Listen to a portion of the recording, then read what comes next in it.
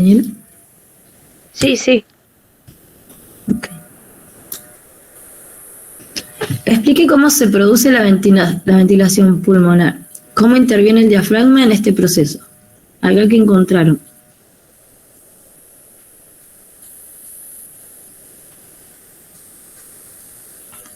¿Qué es lo que hace el diafragma? Se contrae. Claro, se contrae y al tener una... ¿Qué forma tiene el diafragma? Yo puse que se contrae y se allana. Y la cavidad torácica se amplía. Claro, eso es lo que... ¿Y qué es lo que está haciendo ahí al hacer ese movimiento el diafragma? Que tiene una forma de cúpula, ¿no? Claro, es una cúpula, se Claro, contrae. como que va volviendo a tomar su forma. Claro, pero ¿qué hace? O sea, ¿por qué lo hace? ¿Qué implica en la respiración? Y cambiar el volumen de los alvéolos. Claro, se va a crear como un vacío y se va a succionar el aire hacia los pulmones y eso va a hacer que se relaje y retome su forma. Ajá, ¿y para qué yo haría que cambie? ¿Qué pasa? O sea, ¿por qué entraría el aire? ¿Qué es lo que estaría haciendo el diafragma como para... Porque va, Dando o sea, más una- espacio para que ingrese aire. ¿Cómo? Dando más volumen a los pulmones para que pueda ingresar más cantidad de aire. Sí, sí, pero hay una partecita que falta. Justo Maneja las el presiones, volumen de los alvéolos para modificar la presión que está dentro, en la presión intraalveolar, y así Claro. hacer que el intercambio de gases con el exterior sea posible a favor del gradiente. Lo que hace es maneja las presiones para que ingrese aire o cuando expiran, expulse el aire, ¿no? Eso va manejando las presiones para que se pueda llevar a cabo la inspiración o la expiración. Además que hay otros músculos, ¿no? Pero este es el principal, inspiratorio. Sí, sí. ¿Cuáles otros músculos conocen? Los intercostales externos. Perfecto, hay un montón, ¿no? Pero bueno, como para que sepan que no es el único. Y cuando hay una ventilación forzada van a actuar los otros músculos accesorios. Bueno. ¿Por dónde van en Anato? ¿Qué vieron ahora? Morida yo. Morida porque ya muerta no se puede. Es yo estoy en la parte de neuroanatomía puntualmente. Pero en la Pasa que parte empezaron a Igual. hacer. Como no hay clase y solo hay videos, es como cada uno va a su tiempo. claro, encima que arrancamos al revés que en medicina. Medicina primero arranca por locomotor, creo. Y nosotros Claro, arrancamos sí, de sí. neuro directamente. Primero ve generalidades, locomotor. Lo último es neuro en medicina. Claro, sí, no, esto va al revés, no hay clase, un quilombo. Bueno, yo después les puedo subir algunos videos. Bueno, igual son videos, pero cualquier cosa me pueden preguntar. Claro, sí, el tema es que en al Anato, hacer ¿viste? clase así es más difícil. Claro. Sí. Bueno, pero una clasecita virtual ayudaría, me parece. Así como esta Claro. clase, por ejemplo, que Claro. Tal cual, sí. resolvemos un No trabajo. sabía que no tenían A clase. nada creo que vendría re bien. No sabía que no tenían. No se abandonaron. No. Sí, nos estamos rindiendo libres por UA 21, no sabemos dónde estamos. Claro. Bueno, vamos a hacer todo lo posible desde acá entonces.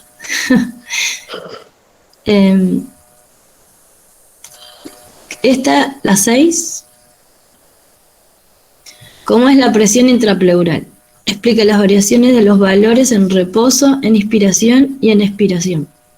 Que es lo que recién hablábamos, ¿no?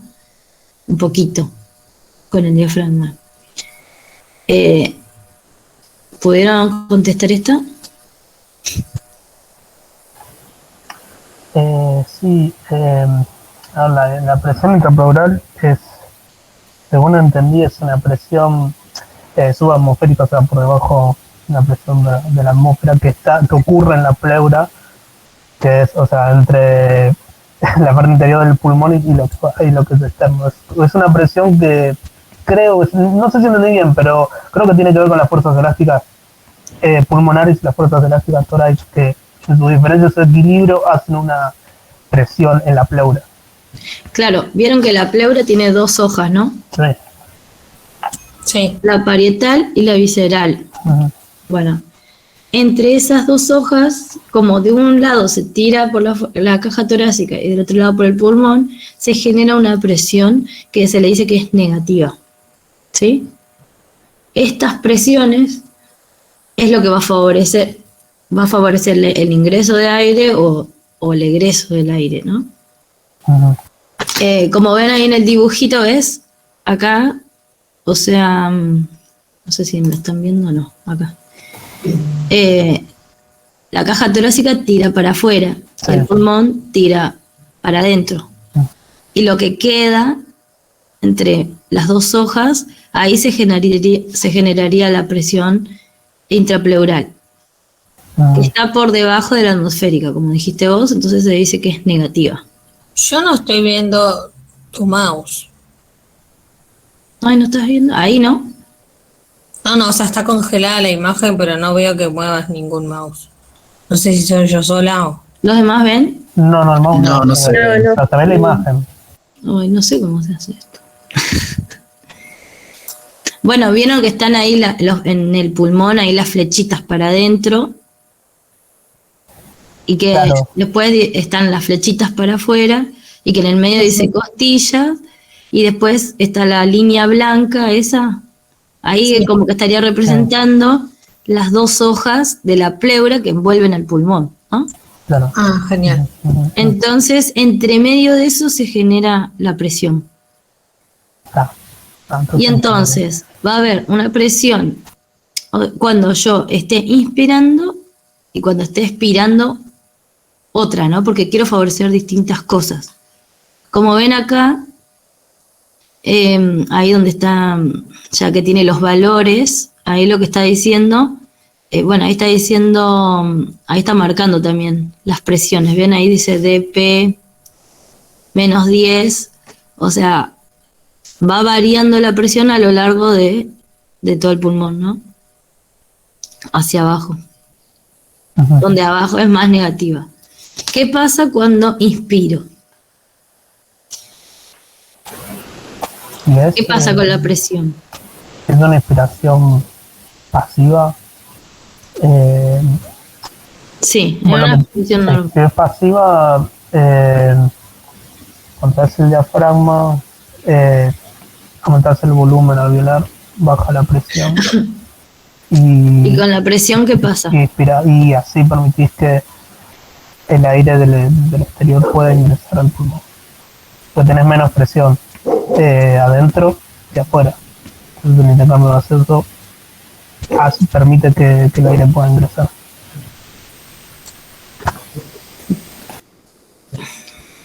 ¿Me repetís lo último que dijiste? Que No, que por la diferencia de presiones permitís que el aire del exterior pueda ingresar al pulmón.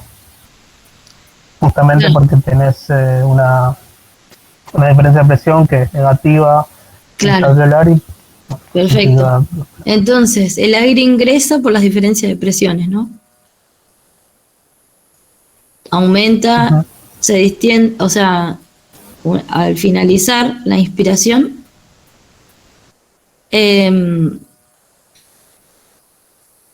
después se transforma en positiva la presión. O sea, es mayor que la atmosférica. Entonces, ¿qué va a pasar? Otra vez nos vamos a mover por diferencia de presión, pero hacia donde hay menor presión, Claro. ¿no? Y entonces vamos a expirar. ¿Eso se entiende? Sí, sí. El aire ingresa por una diferencia de presión, una presión negativa que generan las hojas de la pleura y toda la fuerza, ¿no? La elástica pulmonar y la de la caja torácica. Y cuando supera la atmosférica, va a salir el aire hacia otra vez, hacia donde hay menor presión, que sería hacia afuera, ¿no? Hacia la atmósfera. Eso es lo que estaba preguntando acá. Ahora sí. Claro. ¿Se entendió? Sí, sí.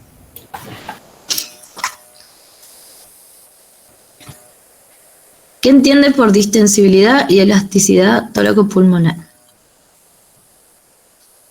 ¿Qué es la elasticidad?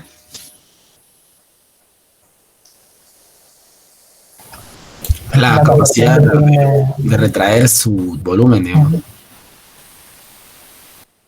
O sea, los pulmones se estiran y después el retroceso elástico que tienen es lo que les permite deformarse, o sea, una fuerza los deforma y vuelven a su estado original por el retroceso elástico, digamos. Claro, es lo que, o sea, que es la elasticidad en general, es la propiedad de un cuerpo que se deforma y recupera su forma anterior, ¿no? Cuando deja de actuar la fuerza o lo que me esté haciendo que cambie su forma, ¿no? Yo puse que era la capacidad que tenía el pulmón de volver a su estado inicial. Ajá. ¿Y la distensibilidad que pusieron? Que era la facilidad por la que se inflan los pulmones. Pero no sé si es correcto. Lo que tiene es la capacidad de un cuerpo de deformarse, pero distribuyendo, o sea, en el caso del pulmón, distribuyendo para no cambiar las presiones, o sea, manejando las presiones. Esa es la distensibilidad. Tiene que ver con las presiones. En cambio, la elasticidad no tiene que ver con las presiones, tiene que ver con la anatomía del pulmón, ¿no? En este caso, o de cualquier cosa que tenga fibras elásticas, que pueda volver a su tamaño. Ok. Normal. En cambio, la distensibilidad tiene que ver con la presión, con cómo maneja la presión al deformarse, ¿sí? ¿Qué es el espacio muerto? ¿Cuáles conoce? ¿Cuál es su valor? ¿Qué es el espacio muerto?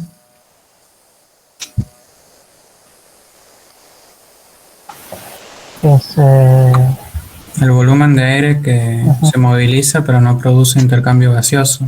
claro. Perfecto. Eso es. ¿Y cuáles conocen? Espacio muerto anatómico y espacio muerto alveolar. Perfecto, sí. ¿Y cuál sería el anatómico? Es aire movilizado que permanece en las vías de conducción, ya sea pulmonares o extrapulmonares. Y el espacio muerto alveolar es el aire que llega a la zona de intercambio, pero por un desequilibrio entre la ventilación y la perfusión no puede producir un adecuado intercambio gaseoso. Claro, perfecto.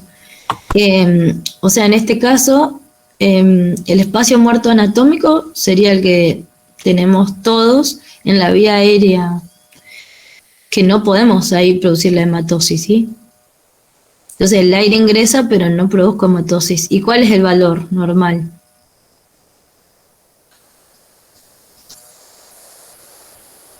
¿150 mililitros? Perfecto, sí. En cambio, el alveolar puede ser fisiológico o patológico, porque fisiológico, como dijiste, depende de la perfusión y la ventilación. Puede ser que estén más ventilados o menos ventilados por la relación BQ que ahora vamos a ver después. Pero, en cambio, puede ser patológico porque no esté realizando hematosis, por ejemplo, un pulmón fibrosado, o sea, ingresa al aire, o por ejemplo en la patología el EPOC, ¿sí? Los alvéolos están destruidos, entra el aire, pero no produce hematosis, ¿sí? ¿Se entendió eso? Sí, sí. Entonces, bueno, ya está. Ahora después vamos a la relación BQ. ¿Qué son los volúmenes y capacidades pulmonares?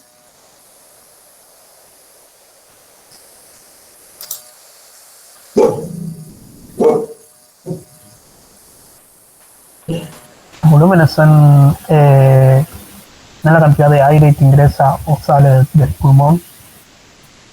Sí, son distintos volúmenes que determinan ciertas capacidades, ¿no? Sí. Y las capacidades son la suma de algunos o todos los volúmenes pulmonares. Ujú. Sí, que Bueno, tenés, abre que le voy a compartir. ¿Eso lo pudieron entender bien? sí.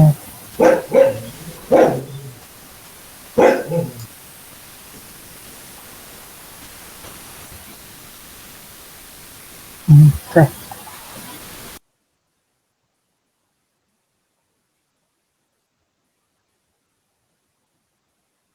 Les voy a compartir una imagen.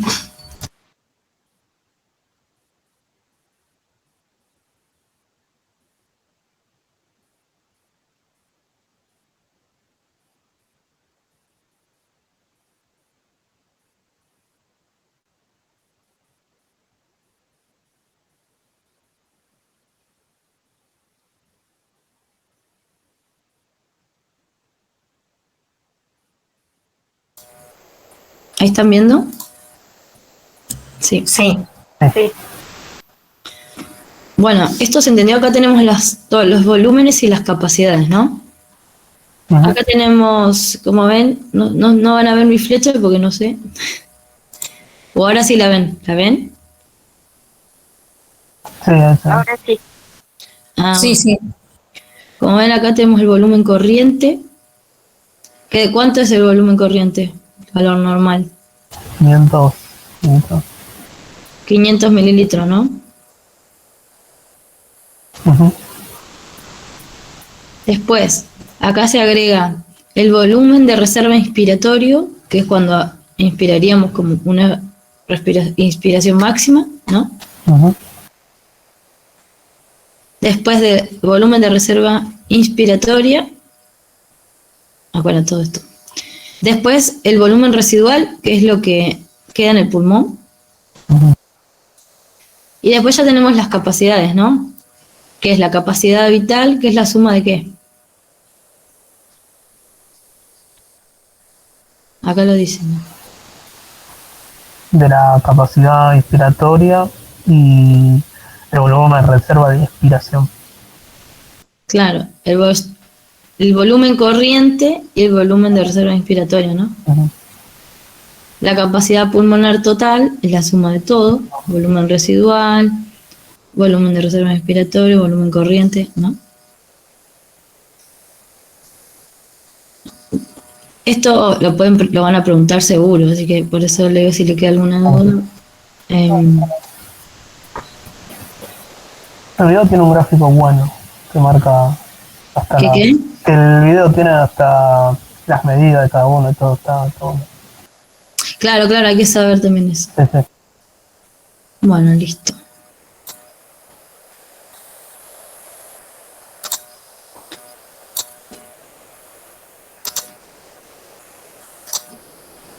Sigamos.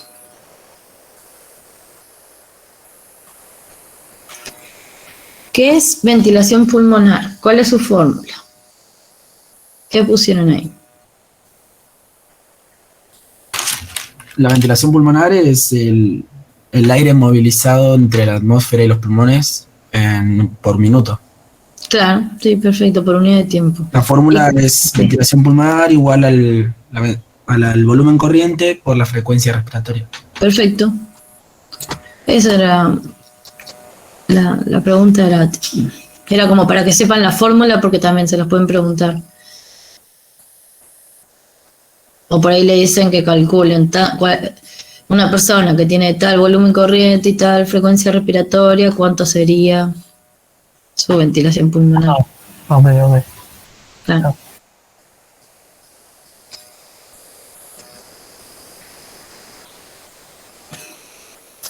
Perdón, ¿podrían repetir la fórmula? Sí. La ventilación alveolar, la ventilación pulmonar, perdón, es el volumen corriente por la frecuencia respiratoria.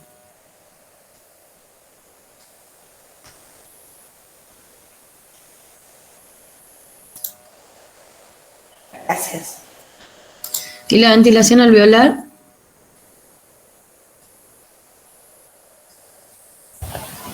Es el aire movilizado desde la atmósfera al alvéolo. ajá. ¿Y El cuál aire es? es el aire que produce hematosis.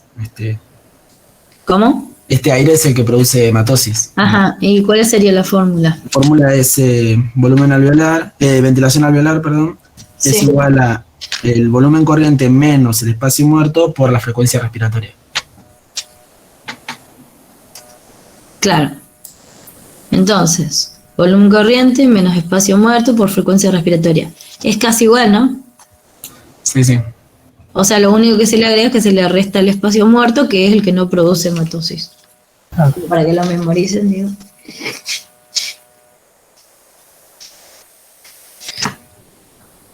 ¿Cómo se transportan el oxígeno y el dióxido de carbono en la sangre?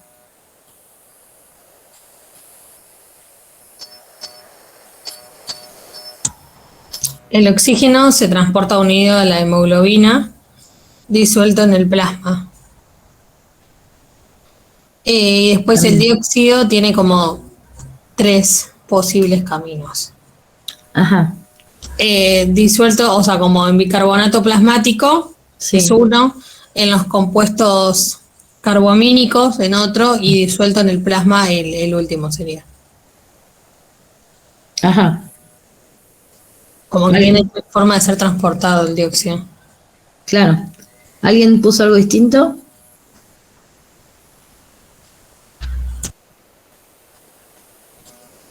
No, básicamente. Ah, bueno. Está perfecto. Si no quedan dudas, seguimos. Ujú. ¿Qué es la saturación de oxígeno de la hemoglobina?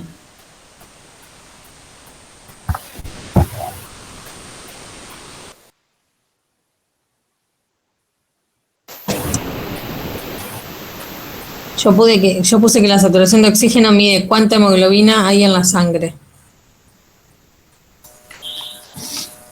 ¿Alguien más? Yo puse que es la facilidad que tiene para captar oxígeno y cederlo después, en los momentos que corresponden.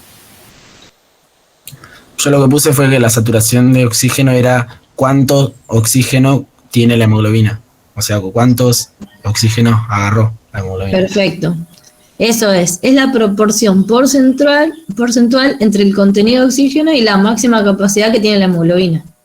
O sea, cuánto, como dijiste vos en tus palabras, cuánto de lo que puede llevar la hemoglobina está ocupado, digamos. Eso sería la saturación de oxígeno de la hemoglobina. ¿Y saben cuáles son los valores normales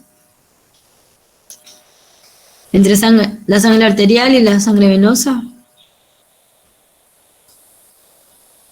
No, ahí ya eso no lo anoté, no lo apunté. Bueno, de la arterial sería el 97% y de la venosa el 75%, ¿sí?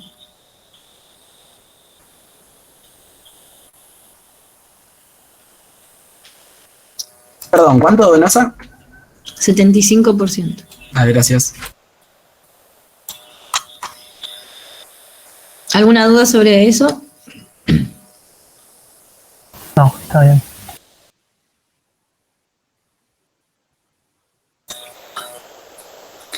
Bueno, grafique la curva de la saturación de la hemoglobina, qué factores pueden variar esta curva, qué aplicación fisiológica encuentra con dichas variables. ¿Qué encontraron sobre eso? ¿Lo hicieron esa? Si no les Sí, comparto. o sea, entiendo que la curvatura es tipo con forma de S, entonces mueve Sí, como va para arriba y después como que, o sea, va para arriba bien y se queda ahí en el margencito, lo más arriba, cuanto más tenés. Claro, yo lo que comprendí de la curva esa es que al comienzo como que cuesta, primero, hay como una dificultad de que ascienda y después llega un punto en el que tiene como más afinidad a la parte superior, digamos. Algo así mencionaba, por ejemplo, en la diapositiva que mandaron en el Classroom. Por ejemplo, cuando habla del P50, por ejemplo. Sí, eso dijo. perfecto. ¿Ahí lo están viendo o no? Sí, sí. Sí. Ujú. Entonces tenemos la curva sigmoidea. ¿Y qué lo modifica hacia la izquierda o hacia la derecha? Eso es importante que lo sepan. Disculpame, ¿se puede agrandar un poco la imagen? A ver.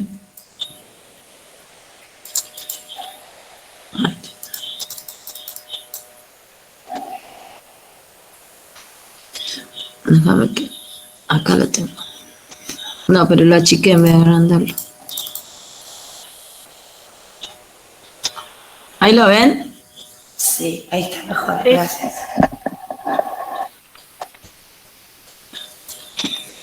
No sé si se ve más grande, pero... Bueno, ¿qué me decían?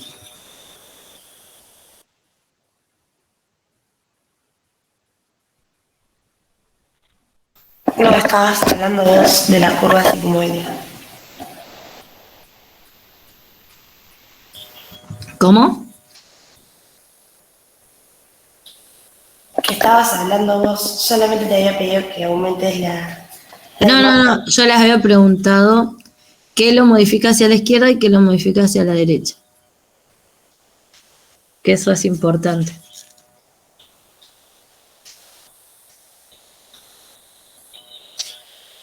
Como dice acá, ¿no? A los costaditos, hacia la izquierda, ¿qué es lo que va a pasar? ¿Qué significa? pH. ¿Cómo?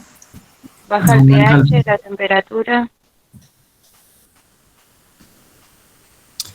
En el libro decía que los factores que pueden variar esta curva es la presión parcial, el dióxido de carbono, el pH, la temperatura y el 2,3-disfosfaglicerato, algo así. Claro. Entonces, ¿qué significa que la curva vaya hacia la izquierda y qué significa que vaya hacia la derecha? La cantidad de oxígeno que tenés.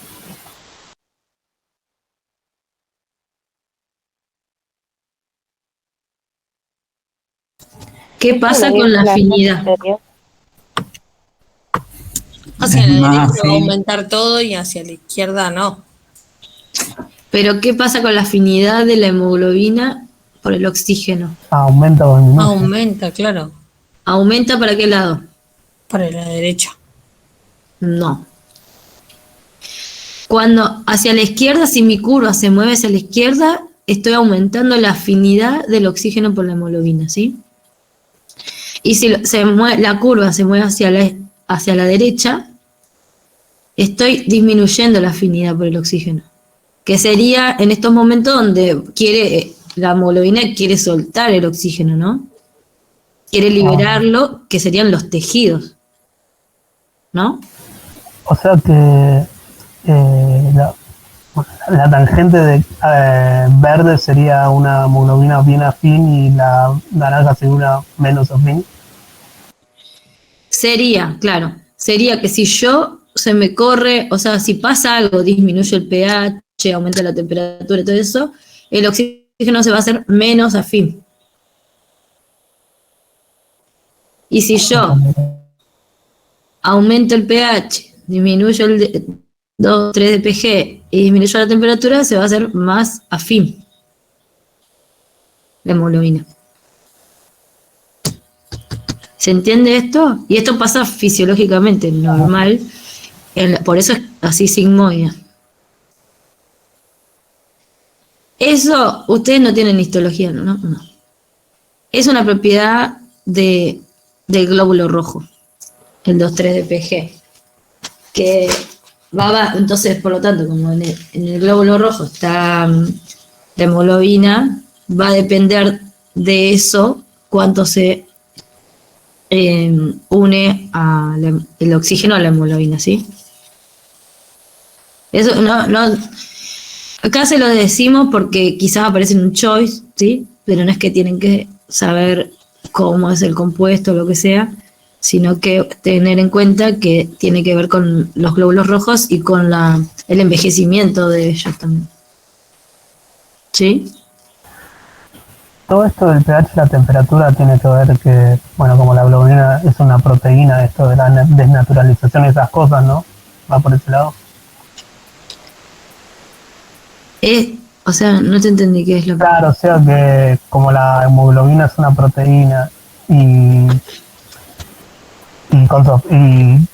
cuando tiene cierto grado de pH, Claro. de temperatura, se pueden... Va cambiando su forma, claro. Claro, exacto. Sí, sí. Está bien. Entonces se entendió. Acá lo que pueden decir es, en vez de, como para que le quede todo hacia la derecha, todo aumenta sería. En vez de decir disminuye el pH, puedo decir aumentan los protones. Entonces me queda como regla mnemotécnica. Todo aumenta hacia la derecha y me disminuye la afinidad por la hemoglobina. Porque capaz que alguna pregunta le va a decir, ¿qué significa o qué variables me corren la curva de la hemoglobina hacia la derecha? ¿Sí? Entonces ustedes se van a tener que acordar cuáles son. Entonces puedo decir, aumento los protones, aumento el DPG y aumento la temperatura. Todo eso me correría hacia la derecha, ¿no?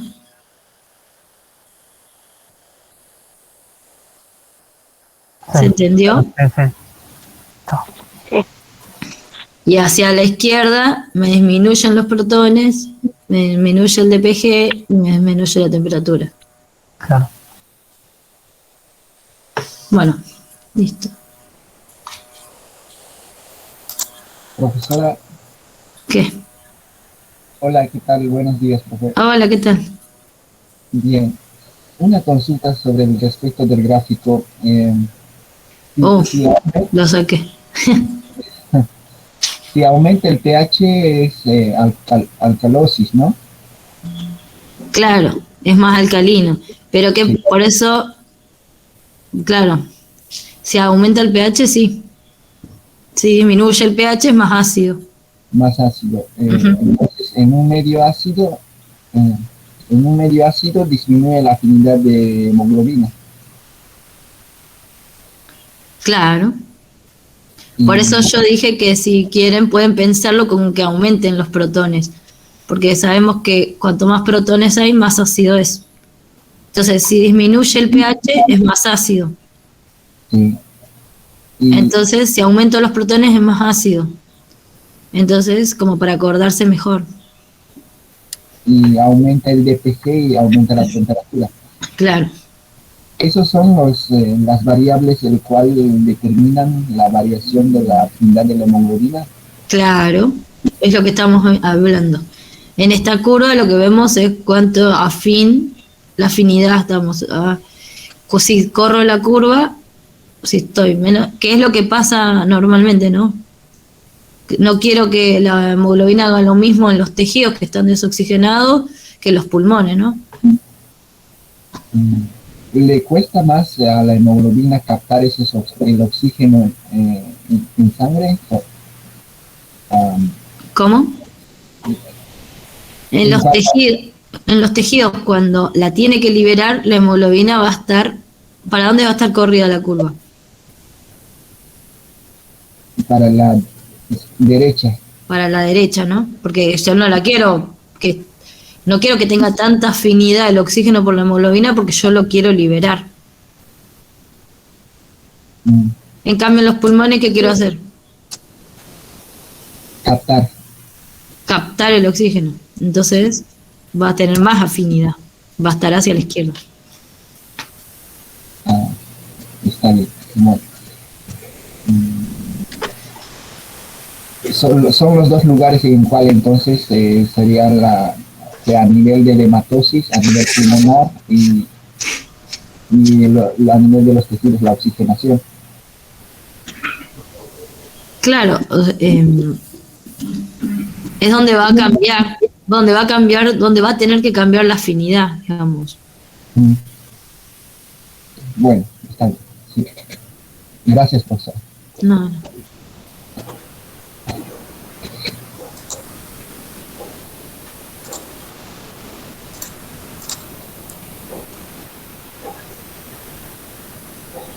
¿Qué comprende por admisión venosa? ¿Cuál es la importancia fisiológica?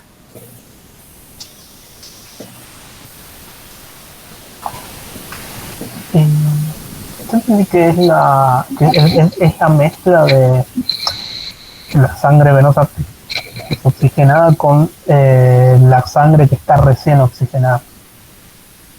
Pero lo de la importancia fisiológica es algo que te quería preguntar. Justamente. ¿Alguien encontró eso?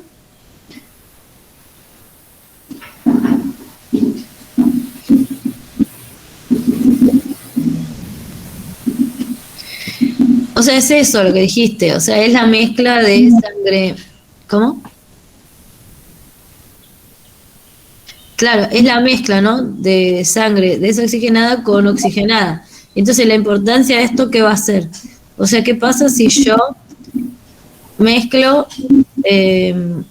algo que no está oxigenado con algo oxigenado? ¿Qué va a pasar con la concentración o el porcentaje de saturación? Claro, teóricamente disminuiría, ¿no? Pues, ¿no? Claro, y eso es lo que pasa. Puede ser fisiológico o patológico, ¿no? Ok, bueno. Entonces no es no es algo normal. Bueno, por eso. Algo Claro. fisiológico es algo normal, ¿no? Claro. Claro. Ok, pero en cierta medida, si se desbalanza todo, no, ya pasa a ser algo patológico.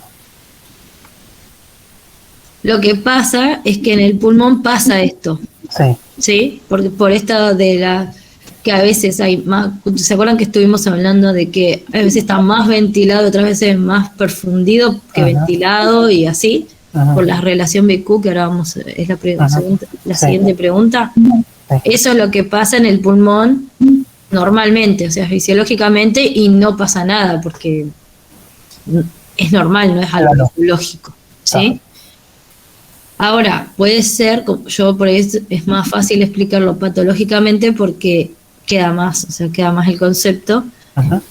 de que si mezclo sangre venosa con sangre arterial, que es lo que Ajá. puede pasar cuando hay una comunicación en el corazón, por ejemplo, interventricular o algo así, se mezclan la sangre venosa, o sea, la sangre desoxigenada con la oxigenada, Ajá. y lo que va a producir es que no haya la misma saturación de oxígeno en la sangre, lo que va a provocar después una hipoxia, porque Claro.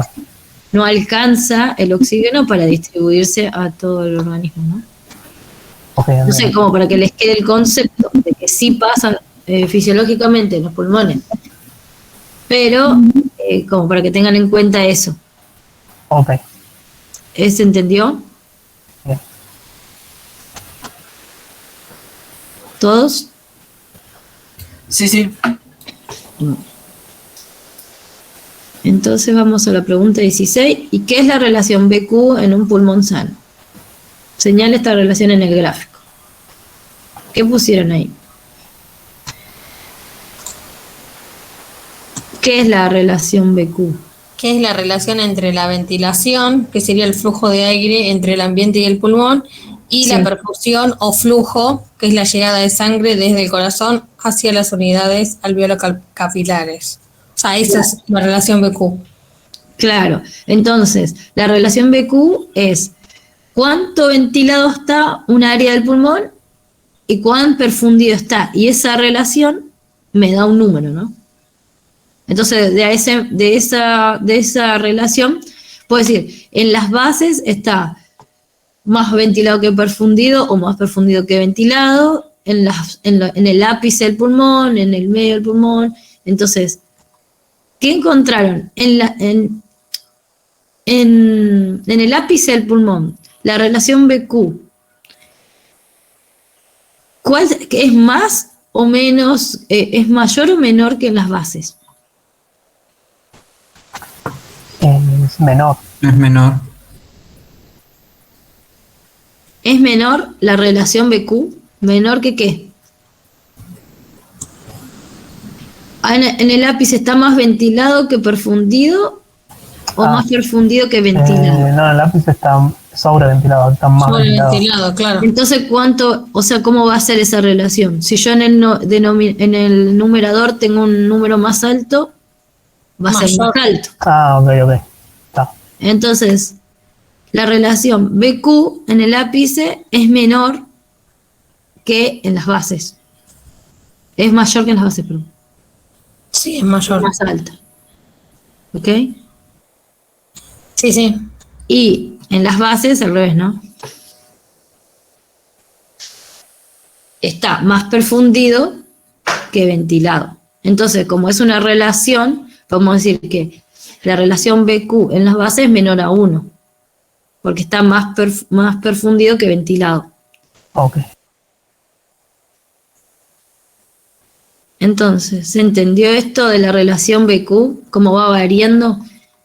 ¿Y saben por qué pasa esto o no? No. Yo entendí que, bueno, en el caso de la perfusión, es como es la sangre que lleva del corazón, el líquido siempre va a tender a bajar, se va a ir a las bases del pulmón.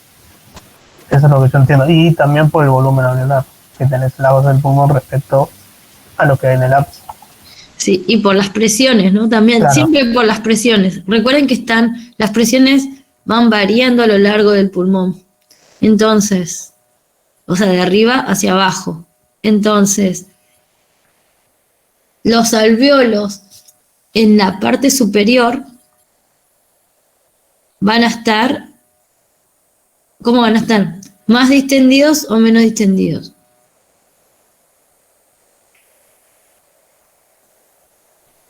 Más distendido. Más distendidos. Entonces, ¿cuánta capacidad tiene de estirarse más de ese alvéolo? Le digo como para que lo entiendan, pero si les preguntan, le van a preguntar cuál es en dónde es mayor o dónde Claro. sí. Claro, más en el Pero- ápice del alvéolo no. Claro, no es que en las bases no hay ventilación, incluso se ventila mejor en las bases. Claro, porque el alvéolo en el ápice como que no tiene mucha más capacidad para estirar. Claro, para agrandarse, ¿entienden? Claro.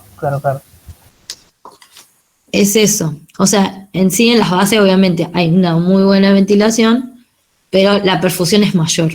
Entonces por eso decimos que es menor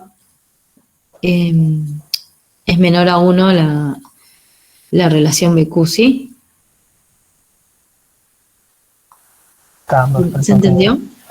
Sí. Está. Con que le quede que en las bases es menor y en la ápice es mayor, ya está. Y bueno, ¿cómo se regula la respiración? Bueno, acá dicen, ¿no? ¿Quién lo regula? Claro, tenés los quimioreceptores, que son los que van regulando la Sí, respiración. ¿y qué pertenecen a qué? Yo entiendo que entendí que es el trócolo del céfalo, ¿puede ser? El sistema nervioso, ¿no? Claro, el sistema nervioso Autónomo, porque autónomo. no lo voy a... Sí, Eso sí, lo tengo que pensar, no. claro. Y entonces tenés- tenemos los centrales y los periféricos. sí.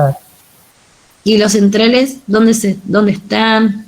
¿A qué son sensibles? A ver si entendí bien, creo que los centrales son los que están ahí en el trócolo del céfalo y son sensibles a los cambios de proporcionalidad en los gases dentro Claro. o sea, miden qué porcentaje tiene oxígeno, de dióxido de carbono, esas cosas. Y dependiendo de eso, van a reaccionar de X o Y manera. No entiendo. Claro. Los centrales entonces se encuentran a nivel vulvar, ¿sí? Ok. Y son sensibles a cambios en la presión de dióxido de carbono, en el bicarbonato y en el protón y los protones. Van a sensar esto, ¿sí? Ok. Bien. ¿En qué sensan? En el líquido cefalorraquídeo. Bien. Ahora, los periféricos, ¿dónde están?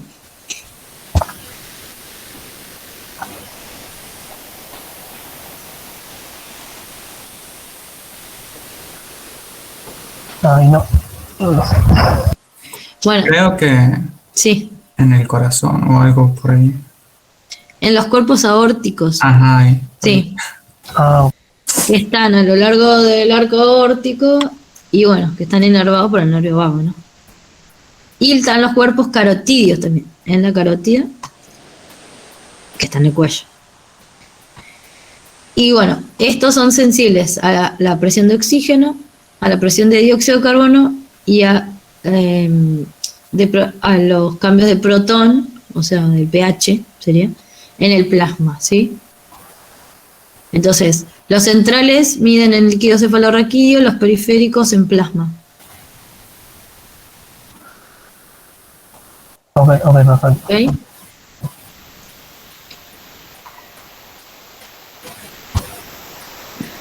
Bueno, termino este TP, más cortito. ¿Alguna duda de todo esto? A ver. O sea, lo que hay que saber bien es el tema de las presiones, bueno, ¿Cómo es la presión? Claro, ¿cómo es la presión pleural? Claro. Es muy importante. Bien.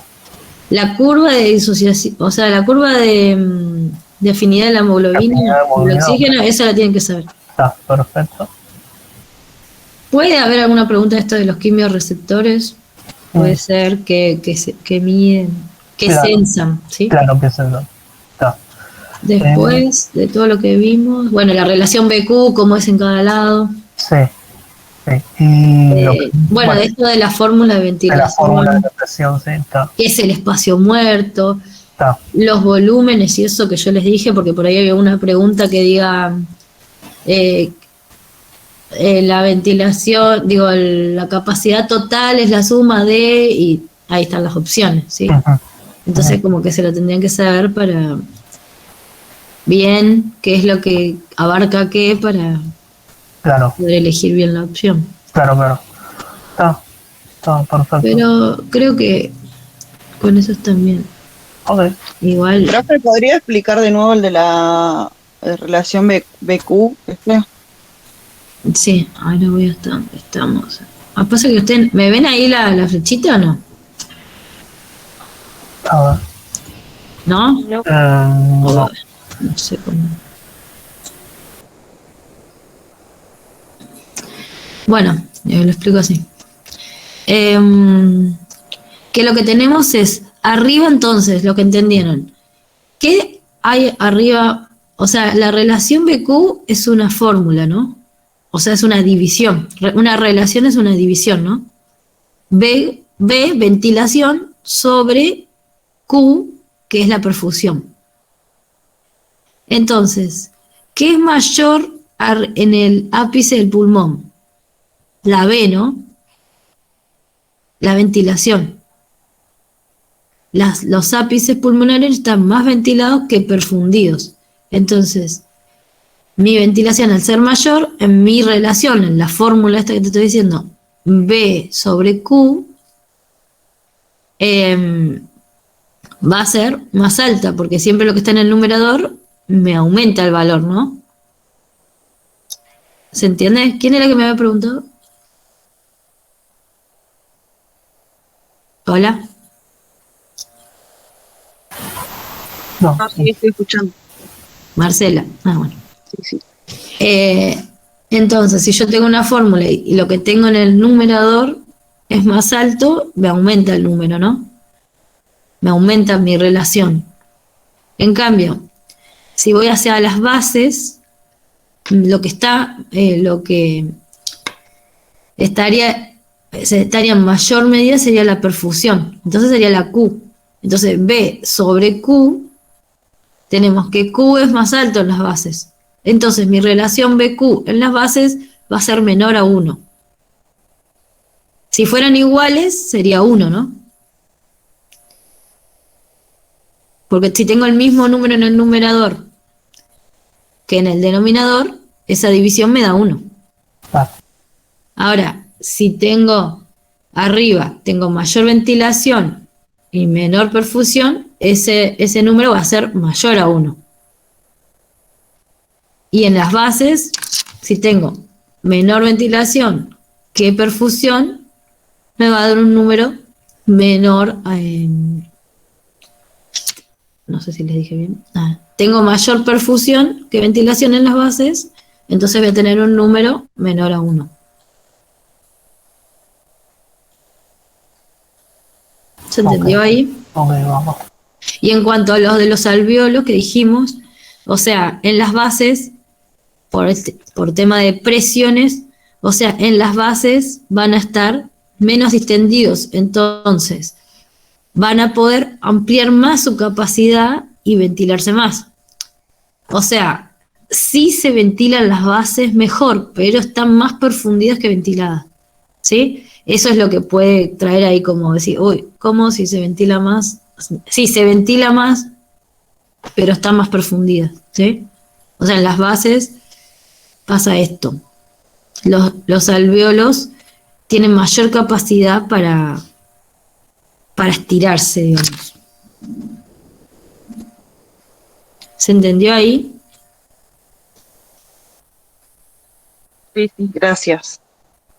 Igual si encuentro alguna cosa, les subo después que les quede ahí en Instagram. Para algún dibujito, algo que ya les quede y lo puedan recordar. Buenísimo. Así lo pueden estudiar porque es importante, digamos, saber que... Una pregunta. Sí. Porque me quedó una duda que después lo explicaste, pero miro el gráfico y me confunde. En la pregunta 14, ¿viste el gráfico de saturación de hemoglobina? Sí. Habíamos dicho que si todo aumenta, o sea, si aumenta de pG, aumenta la temperatura y aumentan los protones, disminuye la afinidad por la hemoglobina. Sí. Pero en el gráfico dice que si aumenta de pG y aumenta la temperatura, disminuye el pH. Y es la parte que no entiendo, porque como que dijimos que todo aumenta, pero o sea, la flecha de pH está para abajo. Claro, bueno, no, porque yo dije que para recordarlo mejor, en vez de decir disminuye el pH, digan aumentan los protones. Okay. Entonces, si yo pienso todo aumenta, estoy hablando de los protones en cuanto al pH. ¿Sí? Okay, si aumento el pH disminuye. Claro, si aumento los protones, disminuye el pH. Para que sea medio ácido. Es como para acordarse, si querés vos te lo haces, claro, es más ácido si hay más protones. ¿Sí? Claro, listo. Eso es lo que cambiaría. Ok. ¿Alguien más?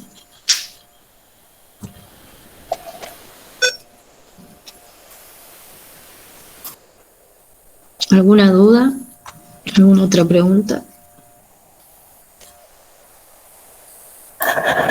No, va por mi parte,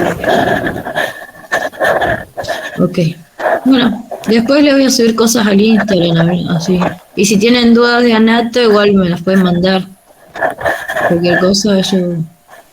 Buenísimo, profe. Gracias. Muchas gracias. Nada, No dudas de anato. por eso, porque es muy difícil ver la función sin saber bien la anatomía, ¿no? Sí. Bueno, muchas gracias. Bueno, chicos, Buen día. Muchas gracias. Buen día. hasta luego. Chao, profe, buen día.